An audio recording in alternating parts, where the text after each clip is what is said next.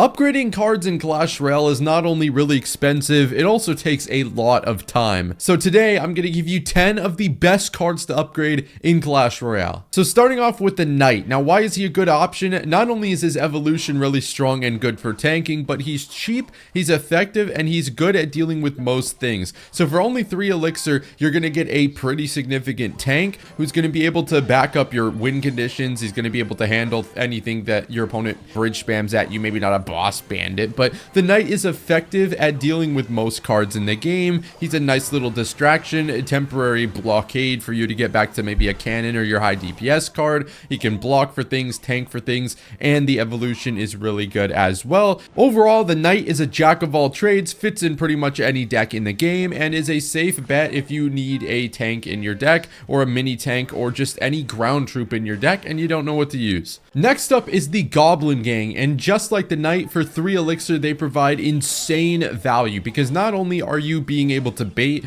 out spells with the Goblin Gang, they're a very cheap distraction. They once again fit in pretty much any deck in the game, although they do specialize in other bait decks. So you can, let's say you have a Goblin Barrel, it's classic log bait. Somebody logs the barrel, now they can't log the Goblin Gang. That's essentially what you're doing, and you can do that in any deck. It doesn't have to be bait. You can zap bait, arrows bait, log bait. You get good consistent offensive pressure for only 3 elixir. The freaking Spear Goblin on the right side always breaks through also.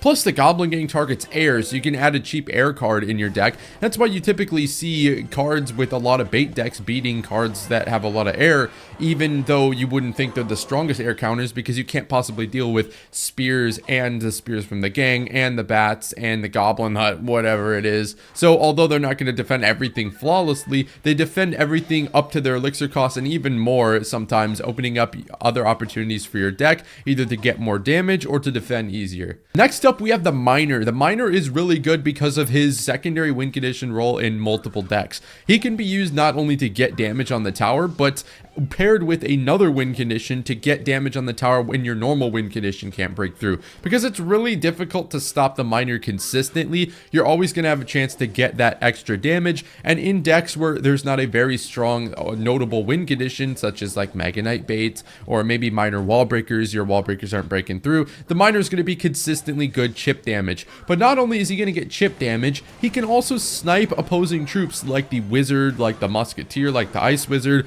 and tank for things like Evo Mortar Shot. And I guess you could also use him on defense as like a knockoff version of the Knight. He does a little less damage, but his damage is pretty underrated to normal troops. So you're going to have a great option to get extra tower damage, tank for things, drag things back. I love playing the Miner behind the tower to drag things back. There are so many opportunities to deal damage and get extra damage using the Miner directly or indirectly. Makes him a great option, and once again, he's also really cheap with 3 elixir. So next up, we have the Valkyrie, and I'd rate her even higher than the Knight because her evolution does more, allows you to get more value on offense by pulling support troops that you normally wouldn't be able to kill into your push and maybe killing them easier with your support troops, as well as bailing you out of things like Golem pushes and pushes with a lot of skeletons in them and stuff like that. She's great at dealing with swarms. She's exceptional at applying offensive value as well. There's so many people who just don't realize the value of the Valkyrie on offense with your push.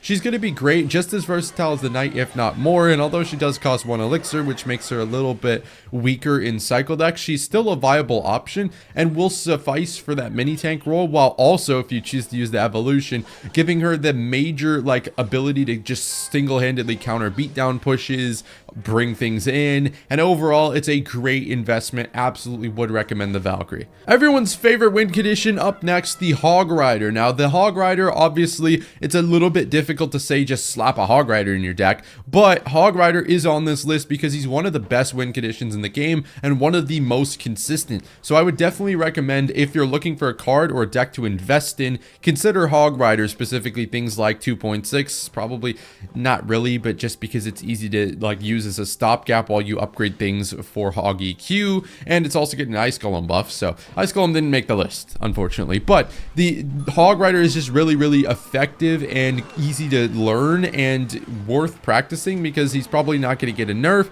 and he hasn't gotten nerfed for forever, and he's a deck that can be used to outplay the majority of players on Trophy Road, Path of Legends, wherever you may be. So a consistent deck and a consistent win condition that can be used in a variety of different cycle decks if you're lower on trophies is definitely something that should be on the list. The Hog Rider, however, still remains on this list because it is definitely not getting a nerf. It has consistently good stats on top 1000 ranked, top 200 ranked, and of course all of Ultimate Champion, and it can be used, especially if you practice, to beat a lot of tough matchups that you normally wouldn't be able to beat with other decks in the game. Mighty Miner is up next. Now this is a champion, and I understand that it's really hard to upgrade champions, but Mighty Miner is a champion that's used in 3 different types of decks. He's used in decks like Hog EQ, which is a really good deck. He's used in things like Recruits Bait. He's used in Miner Wall Breakers. So there's tons of different paths you can go down, and obviously you can shove him in your homemade deck as well. There's tons of different paths to use the Mighty Miner in your deck, and he's going to be really effective because think Ground Inferno Dragon with a swarm countering ability and infinite offensive pressure. While you can't probably just dump him at the bridge whenever possible, as you practice and learn the game more, you'll realize there are way more chances to go with the Mighty Miner on offense, force things out, open up the rest of your deck, and on top of all of that, get an ability that does crazy value and 3-card cycle. In case you don't know what that is, it basically just makes you cycle to cards faster while the Mighty Miner is alive and well. Goblin Hut. Now this would have actually been a great April Fool's joke, but the Goblin Hut after the rework has turned into one of the best buildings in the game. I'd actually put it top 3. Now the Goblin Hut is going to consistently not only provide extra spell bait for your deck, like we were talking with the Goblin Gang earlier, that opens up so many opportunities for cards that typically get spelled really easily, but also has a ton of health. I'm pretty sure it barely survives a lightning, or at least tanks almost the entire lightning. So you're getting bonus offense, you're getting consistently good defense with the health of the building,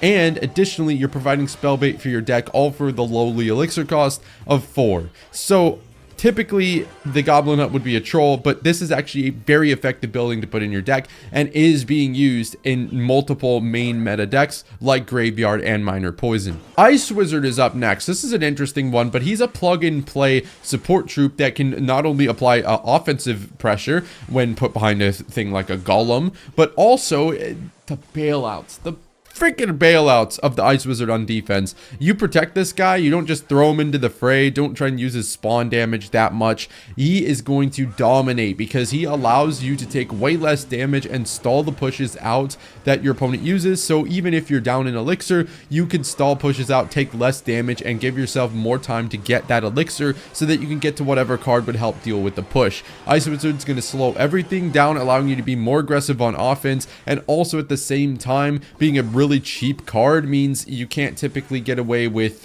punishing really hard for misplaying the card. But at the same time, the Ice Wizard being only 3 elixir means you have tons of room for cheaper or heavier cards in your own deck, and he's not going to be something that really takes a lot of like negative trades. He's always going to get positive trades. Even if he's getting fireball, that's a +1 trade for you. Overall, the Ice Wizard, a great support troop, one of the best defensive cards in the game, and probably won't be getting a nerf anytime soon. Guards are up next. This is the alternative to people who don't want to run the Goblin Gang, but the Guards and the Goblin Gang, 2 of the best cards in the game. The Goblin Gang and the Guards both provide similar roles, except the Guards survive log, survive arrows, and that's what gives them that advantage. Not only do they have a longer reach, which allows them to actually be way more annoying against other short range troops, they're also going to apply really good offensive pressure. They're going to be a pivotal defender of graveyards, things like that, and are just used as a really good, effective, solid swarm counter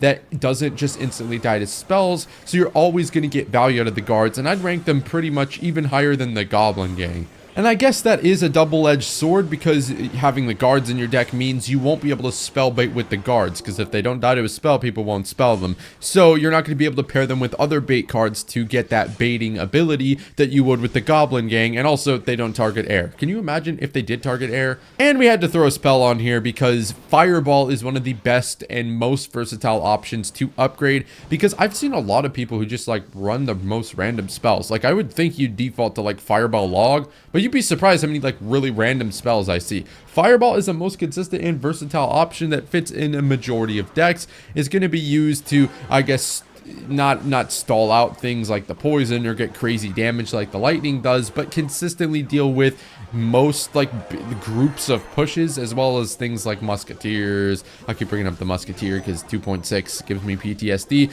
The fireball just, it's pretty self-explanatory. Fits in a lot of decks, always gets consistently good value, if not great value. And although it isn't really used to spell cycle, it does do a decent amount of damage to the tower, especially after that arrows nerf. So the fireball, a great spell option if you're looking for one to put in your deck and you've noticed that you kind of struggle to deal with big pushes or decks with a lot of fireball bait in them.